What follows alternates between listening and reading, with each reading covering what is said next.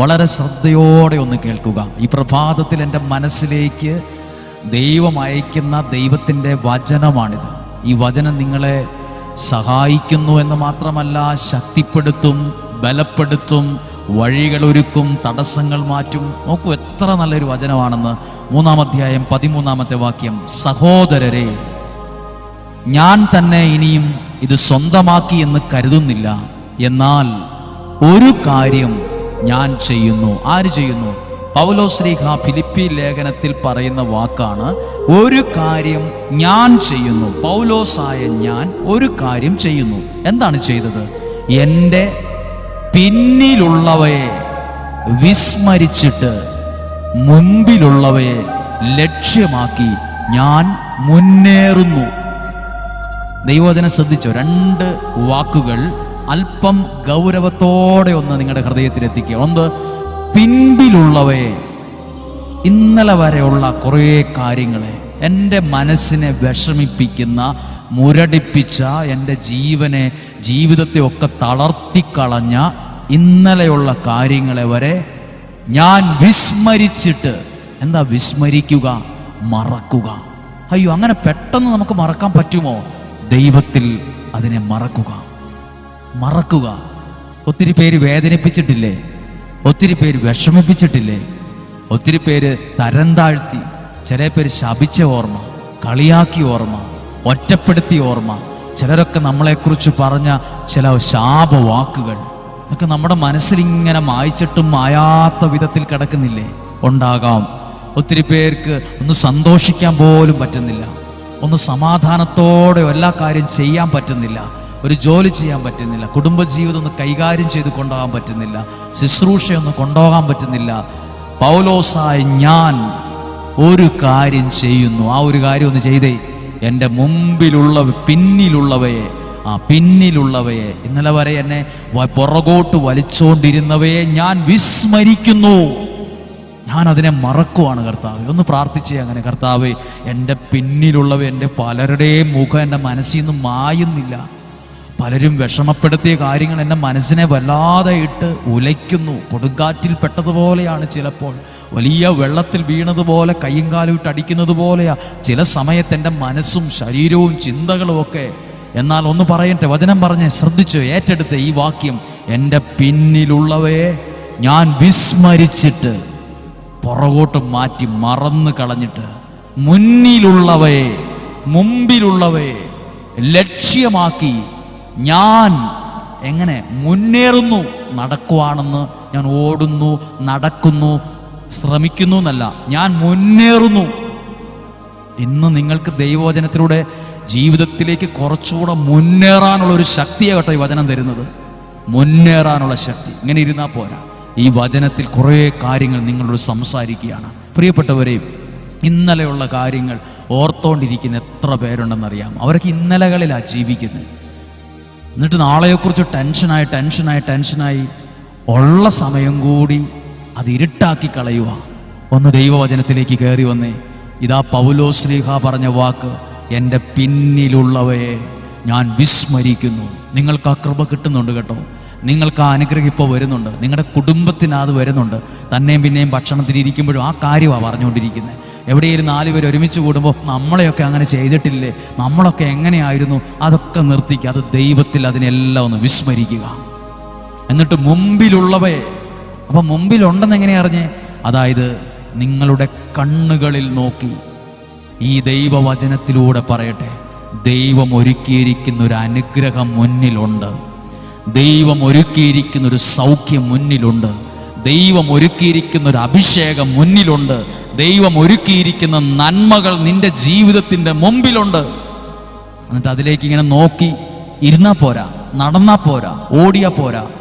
പൗലോസ്ലീഹ പറയുന്നു, മുമ്പിലുള്ളവയെ ലക്ഷ്യമാക്കി ഞാൻ മുന്നേറുന്നു. പഠിച്ചുകൊണ്ടിരിക്കുന്നവർ എന്നെ കേൾക്കുന്നുണ്ട്. വിദ്യാർത്ഥിനികളുണ്ടാവും. നിങ്ങൾക്ക് ലക്ഷ്യമാക്കി മുന്നേറാനുണ്ട്. ലക്ഷ്യം ദൈവം ഒരുക്കിയിരിക്കുന്ന നന്മയിലേക്ക്, അനുഗ്രഹത്തിലേക്ക് മടി പിടിച്ചിരുന്നാൽ പോരാ. സാധാരണ പോലെ മുന്നേറണം. ഇന്ന് നിങ്ങളുടെ കുടുംബത്തിലേക്ക് ഈ വചനത്തിൻ്റെ ഒരു നന്മ വരികയാണ്. പഴയ നിയമത്തിൽ ഒരാളുണ്ട്, ജോസഫ്. എന്തെല്ലാം ഓർത്താൽ ഒരു മനുഷ്യന് മുന്നോട്ട് ജീവിക്കാനുള്ള എല്ലാ ജീവനും കെട്ടുപോകില്ലേ? ജോസഫ് ഇങ്ങനെ ഓർക്കുവാണെന്നിരിക്കട്ടെ, എന്നെ എൻ്റെ സഹോദരന്മാർ പൊട്ടക്കിണറ്റിലിട്ടല്ലോ, എൻ്റെ വസ്ത്രം അവർ വലിച്ചു ഊരിക്കളഞ്ഞല്ലോ, എന്നെ അവരെന്ത് മനസാക്ഷിയില്ലാതെ എന്നെ അവർ വിറ്റല്ലോ, എന്നെ അവിടെ കൊണ്ട് അവർ പീഡിപ്പിച്ചല്ലോ, വിഷമിച്ചല്ലോ, ഇല്ലാത്ത കേസുകൾ എൻ്റെ തലയെ കൊണ്ട് ഇട്ടല്ലോ, എനിക്ക് എന്ത് പാപം ചെയ്തിട്ടാണാവോ എനിക്കിത്രയും സങ്കടം, ദുഃഖം, ഇങ്ങനെയുള്ള പ്രശ്നങ്ങൾ എനിക്ക് വന്നത് എന്നോർത്താണോ ജോസഫ് ഇരുന്നത്? ജോസഫിന് പണ്ടൊരു സ്വപ്നം ഉണ്ടായിരുന്നു. പാടത്ത് നെല്ല് കൊയ്തുകൊണ്ടിരിക്കുമ്പോൾ, ഗോതമ്പ് കൊയ്തുകൊണ്ടിരിക്കുമ്പോൾ അവൻ്റെ കറ്റകൾ മാത്രം ഉയർന്നു നിൽക്കുന്നു, ബാക്കി കറ്റകൾ താണു വണങ്ങി നിൽക്കുന്നു. എന്താ ഇതിൻ്റെ അർത്ഥം? ഞങ്ങളൊക്കെ നിന്നെ വണങ്ങുമെന്നാണോ ഇത് ഉദ്ദേശിക്കുന്ന? സഹോദരന്മാർ ദേഷ്യത്തോടെ ജോസഫിന് അറിയായിരുന്നു, എനിക്ക് തല ഉയർത്തി നിൽക്കാനുള്ള ഒരു സ്ഥലം, ഒരു അവസരം ദൈവം എനിക്ക് വേണ്ടി ഒരുക്കിയിട്ടുണ്ട്. പഴയ കാര്യങ്ങളും കിണറ്റിലിട്ട കാര്യവും വസ്ത്രം വലിച്ച് കീറിക്കളഞ്ഞ കാര്യവും ഒക്കെ ഓർത്തോണ്ട് കരഞ്ഞോണ്ട് സങ്കടപ്പെട്ട് ഉള്ള ഭാവി ഇരുട്ടാക്കിയ ആളാണോ ജോസഫ്? ജോസഫ് പഴയതിനെല്ലാം പുറകോട്ട് മാറ്റി വിസ്മരിച്ചിട്ട് അതിനൊക്കെ മറന്നു. എന്നിട്ട് മുമ്പിലുള്ളവയെ ലക്ഷ്യമാക്കി മുന്നേറി. ആ മനുഷ്യൻ മുന്നേറി. ഇതുപോലെ മുന്നേറാൻ ഉയർന്ന സ്ഥലങ്ങളിൽ, നിലകളിൽ നിങ്ങൾക്ക് നിങ്ങളുടെ കുടുംബത്തിനെത്താൻ പരിശുദ്ധാത്മാവ് ഒരുക്കുന്ന സമയമാണ് രണ്ടാമത്തെ ദിവസം. നിങ്ങൾ ഈ വചനം കേട്ടു, ആയിരങ്ങളോട് ഇത് പറയണം കേട്ടോ. ഇങ്ങനെ ഒത്തിരി വിഷമിച്ചിരിക്കുന്നവർ പുറമേ നോക്കുമ്പോൾ ചിരിക്കുന്നൊരു മുഖവും അടുത്തറിയുമ്പോൾ കരയുന്നൊരു മനസ്സും പലർക്കുമുള്ളതാണ്. ദൂരെ നോക്കുമ്പോൾ എല്ലാവരും ചിരിക്കുന്ന മുഖമാണ്, നമ്മൾ നോക്കുമ്പോൾ സന്തോഷമാണെന്നാണ് തോന്നുന്നത്. പക്ഷെ അടുത്ത് സംസാരിക്കുമ്പോഴാണ് കരയുന്നൊരു മനസ്സുണ്ട് നിങ്ങൾക്കെന്നറിയുന്നത്. ഒരുപക്ഷെ അങ്ങനെയുള്ള ഒരുപാട് പേർക്ക് വിടുതലായി, ശക്തിയായി. എൻ്റെ പിന്നിലുള്ളവയെ, ചില ആളുകൾ എന്നെ വേദനിപ്പിച്ചത്, വിഷമിപ്പിച്ചത്, അതൊക്കെ ഞാൻ ഇന്ന് ഈ വചനം കേട്ട് മറക്കുവാണ്. അതിനി ഓർക്കില്ല ഞാൻ. എന്നിട്ട് മുമ്പിലുള്ളവയെ, മുമ്പിലുണ്ട് കേട്ടോ നല്ലതും നന്മയും ഐശ്വര്യവും അനുഗ്രഹവും ദൈവം വച്ചിരിക്കുന്ന നന്മയുണ്ട്. അതിലേക്ക് മുന്നേറണം. ഒന്ന് പ്രാർത്ഥിച്ചാലോ? കണ്ണുകളടച്ച് ആ വചനമൊക്കെ തുറന്നാണോ ഇരിക്കുന്നത്? ആ വചനത്തിൽ ജീവിതത്തെ സമർപ്പിച്ച് നിങ്ങൾ 3 നിയോഗം പ്രാർത്ഥിക്കാൻ പറഞ്ഞ 31 ദിവസത്തിൻ്റെ 2-ാം ദിവസമല്ലേ? ആ നിയോഗത്തെ ഒന്ന് ഓർത്തേ. ആ നിയോഗത്തെ ദൈവത്തിൻ്റെ കരങ്ങളിൽ വിശ്വാസത്തിലൊന്ന് സമർപ്പിച്ച് ആ വചനത്തിലേക്ക് ജീവിതത്തെ, ജീവിത പങ്കാളി, മക്കൾ, മാതാപിതാക്കൾ, വീടിൻ്റെ സ്ഥലം, എൻ്റെ സ്വപ്നങ്ങൾ, എൻ്റെ ബാധ്യത എല്ലാം ഒന്ന് മനസ്സിലേക്ക് കൊണ്ടുവന്നേ. എന്നിട്ട് ആ വചനത്തിലേക്ക് കൊടുത്തിട്ട് ഒരു നിമിഷം നിങ്ങൾ പറഞ്ഞ്, ഇന്ന് കേട്ട വചനത്തിൻ്റെ ശക്തിയിൽ എൻ്റെ ജീവിതത്തിൽ ഒരു അനുഗ്രഹം സംഭവിക്കും. ആ വചനത്തിൽ എൻ്റെ ജീവനെ, ജീവിതത്തെ, സ്വപ്നങ്ങളെ, ഇന്നത്തെ യാത്ര, ഇന്നത്തെ അധ്വാനം, ഇന്നത്തെ സ്വപ്നങ്ങൾ, ഇടപാടുകൾ, എഴുതാൻ പോകുന്ന പരീക്ഷ എല്ലാം സമർപ്പിച്ച് ആരോഗ്യത്തെ, ഒരുപക്ഷെ ഒരു ഡോക്ടറെ കാണാൻ അല്ലെങ്കിൽ ഒരു ഹോസ്പിറ്റലിൽ പോകാൻ, ഒരു ചെക്കപ്പ് നടത്താനൊക്കെ ഒരുങ്ങിയിരിക്കുന്ന ഒരാളായിരിക്കും, അല്ലെങ്കിൽ ഒരുപാട് നാളായി മരുന്ന് കഴിക്കുന്ന ഒരാളായിരിക്കും. ഈ വചനത്തിലേക്ക് ജീവിതം കൊടുത്ത് ഒരു സൗഖ്യം ജീവിതത്തിൽ വരുന്നുണ്ട്. കർത്താവേ, ഈ പ്രിയപ്പെട്ടവർക്ക് വേണ്ടി ഇപ്പോൾ പ്രാർത്ഥിക്കുന്നു. നിങ്ങളുടെ നിയോഗം ആ വചനത്തോട് ചേർത്ത് വയ്ക്കുന്നു. കർത്താവേ, ലക്ഷക്കണക്കിന് ആളുകളുടെ നിയോഗങ്ങളാണ് ഞങ്ങളുടെ പ്രാർത്ഥനയിലുള്ളത്. 1-2 എല്ലാ സങ്കടമുള്ള, വിഷമമുള്ള ഒത്തിരി നിയോഗങ്ങളാണ്. അവരൊത്തിരി പ്രതീക്ഷയോടെയാണ് പ്രാർത്ഥിക്കുന്നത്. അവരെ അങ്ങ് അനുഗ്രഹിച്ച് ആശീർവദിക്കണം. അവരുടെ നിയോഗങ്ങൾ ഇപ്പോൾ സാധിച്ചു കിട്ടാനിട വരട്ടെ. യേശുവിൻ്റെ അധികാരമുള്ള നാമത്തിൽ ആ 3 നിയോഗത്തെയും ഇപ്പോൾ കേട്ട വചനത്തോട് ചേർത്ത് വയ്ക്കുന്നു. വചനത്തോട് ചേർത്ത് വയ്ക്കുന്നു. ഈ കേൾക്കുന്ന നിങ്ങളെ, നിന്നെ, നിന്റെ കുടുംബത്തെ, നിന്റെ ആരോഗ്യത്തെ, നിന്റെ എല്ലാ പ്രതീക്ഷകളെ, പഠനത്തെ, ജോലിയെ, വരുമാനത്തെ എല്ലാം ഈ വചനത്തോട് ചേർത്ത് വയ്ക്കുന്നു. ഈ വചനം നിങ്ങൾ ചേർത്ത് വയ്ക്കുമ്പോൾ ആ വചനത്തിലൂടെ ദൈവ സാന്നിധ്യം നിറയുന്നു. അസ്വസ്ഥതകൾ മാറുന്നു, ഇരുട്ട് മാറുന്നു, വലിയ സൗഖ്യങ്ങൾ യേശുവിൻ്റെ നാമത്തിൽ സംഭവിക്കുന്നു, വലിയ വിടുതലുകൾ സംഭവിക്കുന്നു.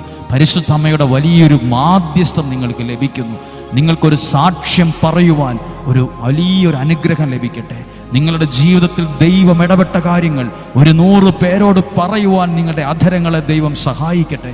പരിശുദ്ധാത്മാവേ, ഇന്ന് കേട്ട വചനവും ഈ പ്രിയപ്പെട്ടവർ ഒത്തിരി പ്രതീക്ഷയോടെ സമർപ്പിച്ച 3 നിയോഗവും ഇപ്പോൾ അങ്ങയുടെ കരങ്ങളിൽ തരുന്നു. ദൈവം നിങ്ങളെ അനുഗ്രഹിക്കട്ടെ. രോഗങ്ങളിൽ നിന്നും, അപകടത്തിൽ നിന്നും, ദുർമരണത്തിൽ നിന്നും ദൈവം നിങ്ങളെ സൂക്ഷിക്കട്ടെ. ഇന്ന് ചെയ്യുന്ന എല്ലാ കാര്യങ്ങളിലും ഒരു നല്ല ദൈവാനുഗ്രഹം ഉണ്ടാകട്ടെ. ഇന്ന് ചെയ്ത എല്ലാ കാര്യങ്ങളിലും ഒത്തിരി സന്തോഷം ഉണ്ടാകട്ടെ. ഇന്ന് നിങ്ങളുടെ ഭവനങ്ങളിൽ ഒരു ദൈവീകമായ സ്നേഹത്തിൻ്റെ ചലനം ഉണ്ടാകട്ടെ.